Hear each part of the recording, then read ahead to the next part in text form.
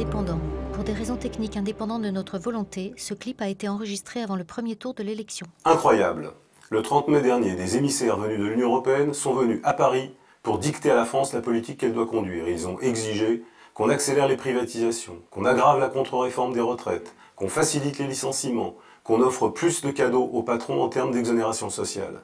Ils sont venus dire qu'il fallait imposer en France, comme cela a été le cas en Grèce avec les conséquences dramatiques que l'on connaît, les mesures dictées par l'Union européenne, le Fonds monétaire international et la Banque centrale européenne. Cela, c'est une anticipation de l'application du traité TSCG, cette espèce de super Maastricht, qui a été signé le 2 mars dernier par Sarkozy et Merkel. Sera-t-il ratifié en France? Le président Hollande dit qu'il veut le renégocier, mais quelle renégociation? Une chose est sûre, la démocratie exige que ce traité soit balayé.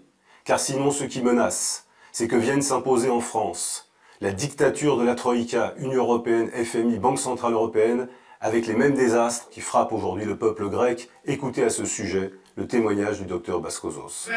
Pour finir, je vous apporte un message d'espoir de Grèce.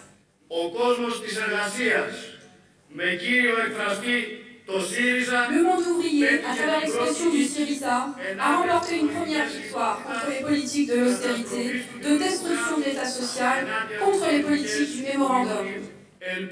Nous espérons que nous irons jusqu'au bout de cette première victoire le 17 juin. Pour le peuple grec, pour tous les peuples, pour tous les travailleurs en Europe. Le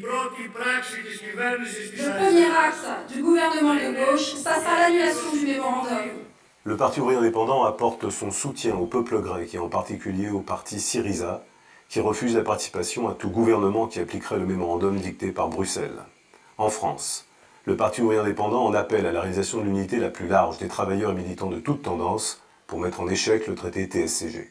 Ces 100 militants, élus, travailleurs de toutes tendances, ont signé un appel départemental public pour l'unité sans condition ni préalable pour la non-ratification du TSCG. Dans le comité constitué par ces 100 militants, il y a aussi des responsables syndicaux hospitaliers qui ont mené une bataille victorieuse et sauvé les urgences chirurgicales de Dreux. Alors comme en Eure-et-Loire dans toute la France, rassemblons nos forces dans l'unité pour bloquer le traité TSCG. Rejoignez le Parti ouvrier indépendant. Non à la ratification du nouveau traité de Bruxelles. C'était le Parti ouvrier indépendant avec Daniel Gluckstein, Yanis Baskózos, Nicole Mas.